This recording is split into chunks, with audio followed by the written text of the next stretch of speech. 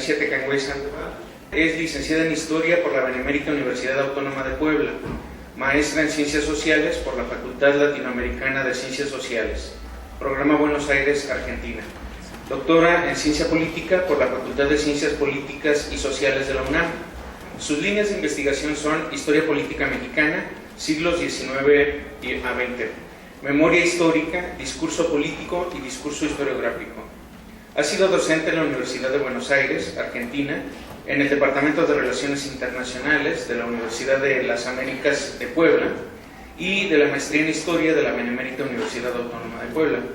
Ha publicado varios artículos en revistas especializadas y entre sus libros destacan La formación del consenso para la independencia, Lógica de la ruptura del juramento, Puebla, 1810-1821, y Las cartas de Morelos en la Biblioteca José María Lafragua. Ella es miembro del Sistema Nacional de Investigadores nivel 1.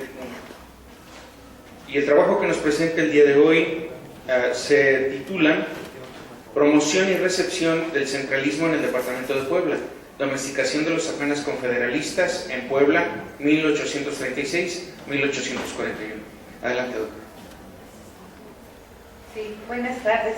Antes que nada, quiero también nuevamente expresar mi agradecimiento a Graciela Bernal, a la universidad y a esta legislatura por haber organizado esta reunión e incluirme en el programa. Me siento muy honrada. La exposición que voy a hacer se concentra fundamentalmente en el caso del Departamento de Puebla y contiene básicamente reflexiones en torno al discurso político y menos al balance, digamos, de la aplicación del centralismo.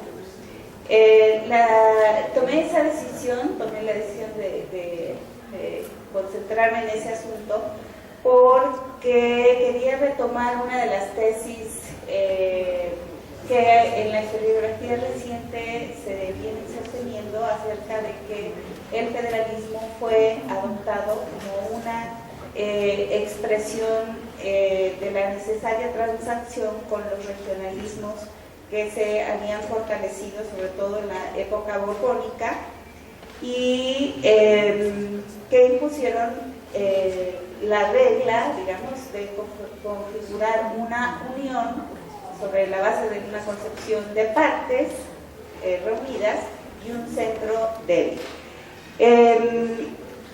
Voy a conversar con esa interpretación porque desde mi punto de vista en el análisis del discurso los regionalistas o son muy plásticos o son muy inconsecuentes. Y es obvio que los intereses regionalistas existen, o sea, hay intereses regionalistas, pero lo que me interesa señalar aquí es que van modificando su discurso y el discurso regionalista no siempre va a ser federalista, o puede ser también centralista. Esa es, digamos, la tesis central que quiero desarrollar aquí, porque traspasa incluso la discusión acerca de si son liberales o no son liberales. En ocasiones son muy liberales y en otras ocasiones son absolutamente absolutistas, como voy a tratar de explicar. Entonces, obviamente la tesis está amparada en la constatación de que este discurso también está íntimamente involucrado con el reto que tuvieron los mexicanos, en este caso los poblanos, de enfrentar la canalización de la participación política en condición de iguales jurídicamente de los de abajo. La muchedumbre insolentada, como dirá Brian Conaton en sus estudios. Entonces, me parece que este es un reto, es el reto de las élites de convivir con ese nuevo actor que en condiciones de igualdad está en capacidad de presionar, decidir, influir eventos. Entonces, mi ponencia se me alargó mucho porque me emocioné con tanto hallazgo. Entonces te voy a pedir que cuando ya me esté excediendo, pares, ¿no? Bueno, una última advertencia también. Mi interpretación consiste en que hay una urgencia de los intereses poblanos de fortalecer la administración. Entonces, creo que es el problema central que va en torno al cual van a girar todos los pronunciamientos que voy a sintetizar en esta exposición. Pero para empezar me gustaría decir algunas cosas en relación a qué podríamos entender o podemos comprender como las expresiones regionalistas del pueblo. Los poblanos adhirieron y contribuyeron a poner en marcha el proyecto centralista para la administración del país luego de haber participado intensamente de la experiencia federalista y de haber padecido los problemas que se derivaron de ella. Fue necesaria la derrota militar de la facción más comprometida con el federalismo y con una visión integracionista del país para que culminara y se interrumpiera esta experiencia. El posicionamiento profederalista de Puebla, sin embargo, no tenía hondas raíces. Apenas entre 1820, eso no quiere decir que no hubiera intereses regionalistas con hondas raíces. Estoy insistiendo en que es un asunto de discurso. El posicionamiento profederalista no tenía hondas raíces. Apenas entre 1823-24 hubo una primera expresión claramente regionalista contenida en las protestas de los poblanos por el decreto que reinstalaba la Diputación Provincial de la Nueva España y que le cancelaba junto a otras 5 provincias, 5 repúblicas, se puede decir, el derecho a tener un gobierno propio. El rasgo regionalista consistió en reclamar derechos de la provincia al gobierno económico-político para la felicidad de sus pueblos, atribuyendo incluso una condición independiente de la jurisdicción. O sea, no solo son autonomistas, se piensan independientes, es una parte independiente. La exigencia de plenos derechos provinciales a tal gobierno fue uno de los factores por los que el Ayuntamiento Angelopolitano suscribió el Plan de Iguala en agosto de 1821, a principios. Sin embargo, la posición estratégica de la ciudad y las propias facultades constitucionales evitaron que los reclamados derechos se ejercieran a través de la diputación aprobada y constituida con el consentimiento de Agustín de Iturbide. Entre enero de 1822 y febrero 23, la provincia fue gobernada por jefes políticos nombrados desde el centro, quienes a su vez fueron capitanes generales y hombres de confianza de Iturbide.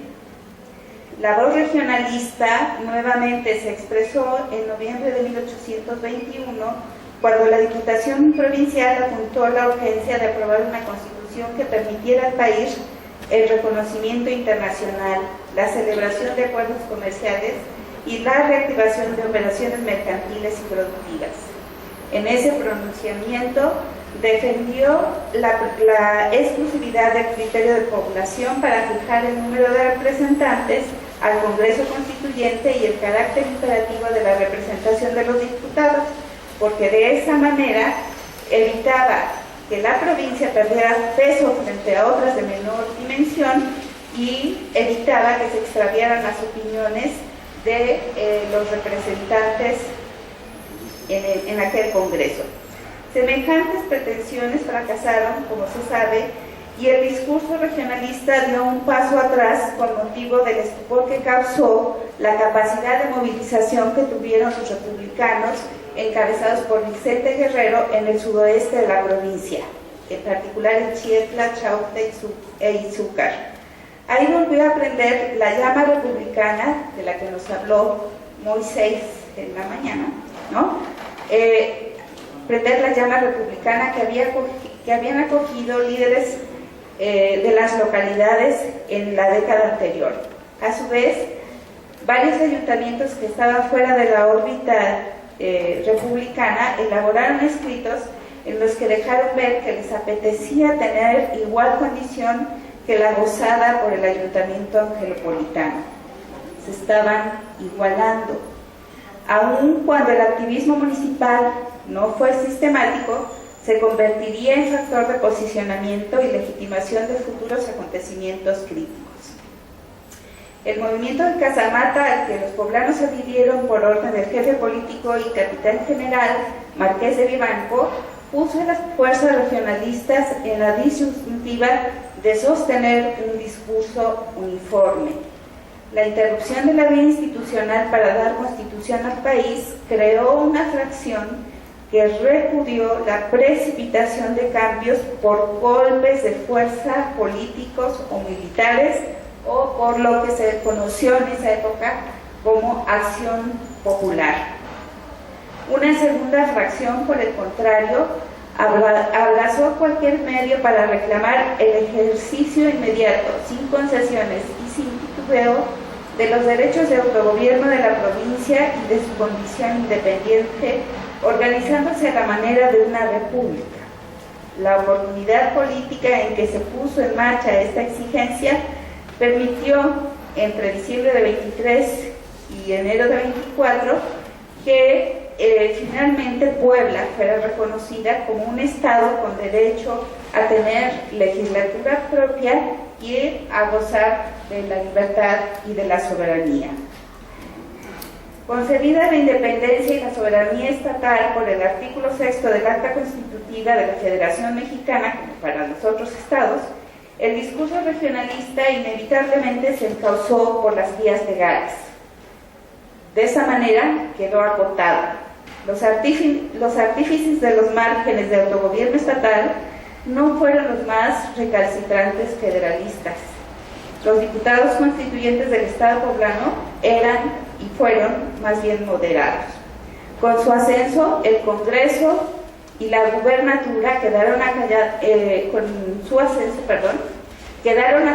las voces que pretendían mandatar a los diputados federales elegidos en la entidad, es decir, se abrazó la concepción de una representación política libre y de esta manera estos diputados actuaron en las deliberaciones del Congreso General con pluralidad de opiniones.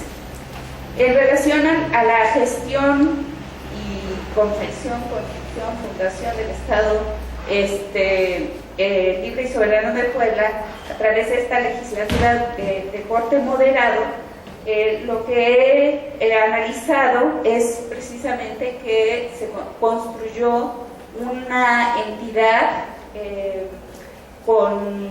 centralizada, que practicó un centralismo interno, con restringidos derechos de participación, aunque obviamente disfrutando de un pacto federal que tenía un centro político débil. Pero la Constitución estatal contenía contradicciones que debilitaron cuando digo que es centralista, también hay que recalcar que eso quiere decir que tenemos un ejecutivo muy fuerte, ¿sí? Una restricción de libertades, ¿no? Y prácticamente hay un control de la capital sobre el territorio a través de los instrumentos que se crearon, como los delegados y los prefectos y los subprefectos. Bueno, pero esa constitución contenía contradicciones que debilitaron profundamente al Ejecutivo.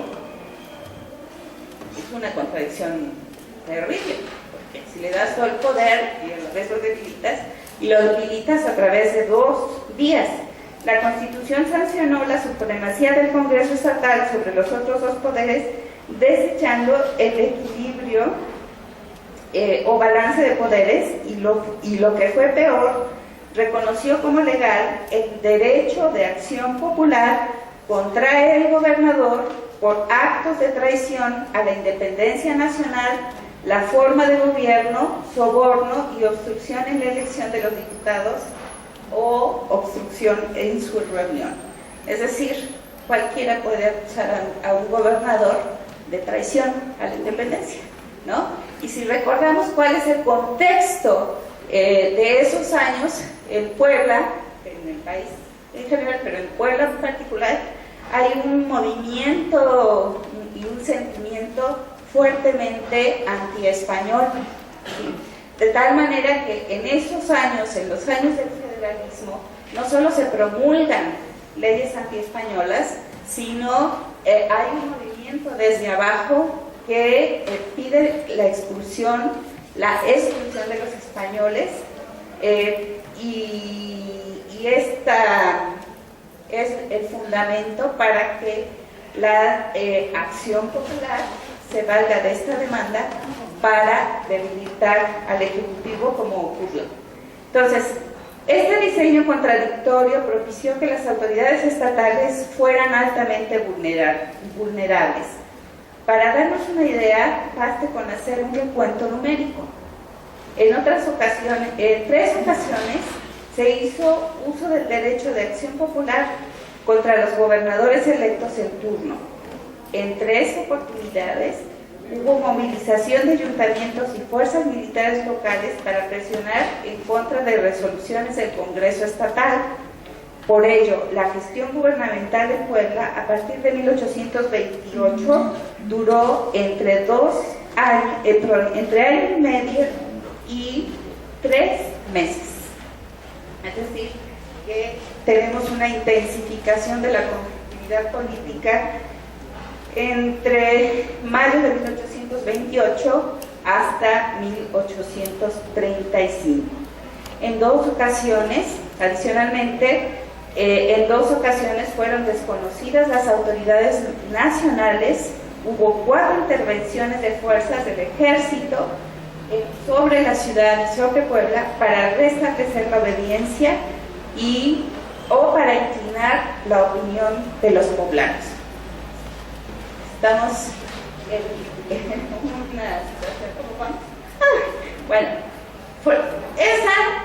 esto que acabo de explicar es justamente lo que da lugar a que nazca un discurso absolutamente anti-Constitución 24, al que se le acusa precisamente de ser la causa y el origen de la dislocación de toda la vida social, ¿no? Perdón.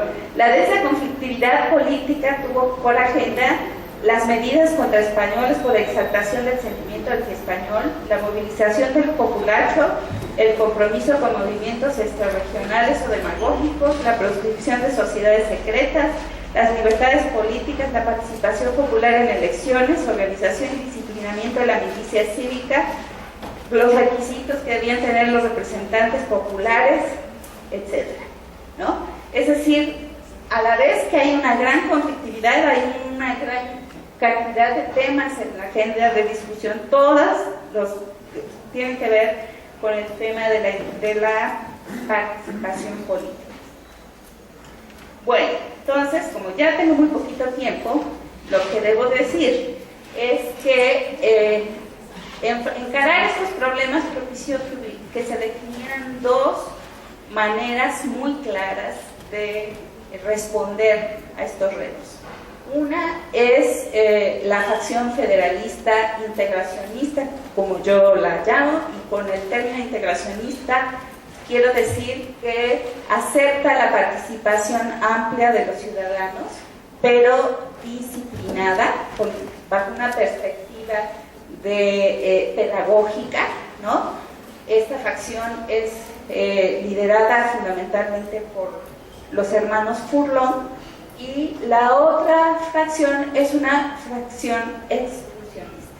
Es una fracción que entiende que el país no está apto para adoptar este sistema imitado y calcado de los Estados Unidos. Esas dos palabras son las que dicen, ¿no? Entonces, en el comunicado, en un comunicado a los angelopolitanos a mediados de 1835, el ayuntamiento manifestaba su simpatía por la, entre comillas, expresión espontánea de los pueblos a adoptar medidas saludables para el logro de un remedio radical y decisivo de los males que iban conduciendo a la nación a la ruina total. Unieron sus voces al interpretar un cambio de la forma de gobierno luego de una dolorosa experiencia. Asociaban a esta las continuas revoluciones, el ruido y el desorden inevitable de las armas, la exaltación de las pasiones, los partidos enardecidos con el pretexto de la federación, las leyes multiplicadas e impracticables, el azote terrible de la discordia, la plaga horrorosa de las guerras civiles, que horrorizaban al labrador, al artesano y a todo ciudadano pacífico, quienes se negaban a cambiar sus instrumentos por el puñal del asesino y las armas del soldado. Entonces, hay numerosas expresiones exaltadas, absolutamente afectadas de las diferentes instancias, pero me encantaría encontrar la cita que dice exactamente lo mismo cuando piden que el centralismo es absolutamente un fracaso. ¿Por qué? Porque efectivamente, bueno, lo voy a charlar, ¿no? Efectivamente, el cambio constitucional no resolvió estos problemas que implican el aprendizaje precisamente de una nueva forma de convivencia en la comunidad política. Me da la impresión de que había una gran necesidad de una gran nostalgia por la paz, iba a decir la paz porfiriana, no, no, es que hice una analogía por alguna buena razón. Había una gran nostalgia por la paz del reino, ¿no? Había verdaderamente un azoro con la participación de la muchedumbre insolentada. Es un término de la época que es muy ilustrativo, ¿no? Y finalmente también creo que a pesar de todo, a pesar de que no resolvió el centralismo los problemas, sí logró convencer a los federalistas de que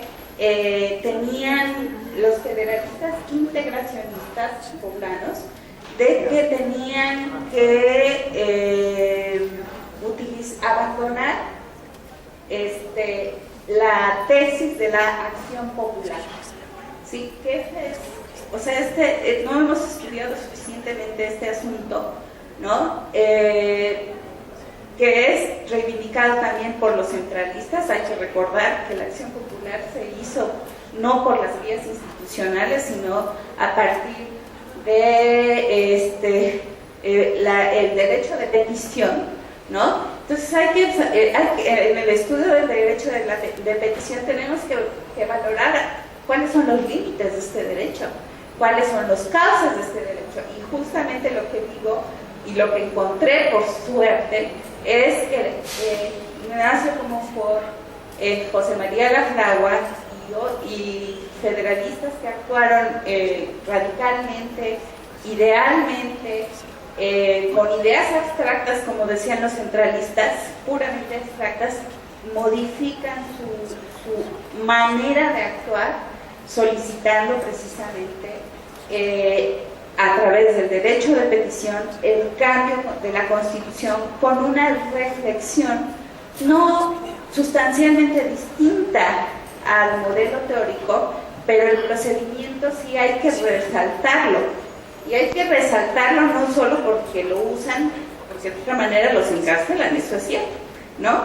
Pero lo usan y son una de las facciones que hace posible que se elabore la Constitución de 1800, la fracasada Constitución de 1842. Por supuesto, se vuelven cada vez más antimilitaristas y anticaudillistas, ¿no? Sus definiciones son cada vez más contra la acción de estos militares que también sienten que tienen la capacidad de resolver los problemas del país. Es lo que quería decir. Muchas gracias.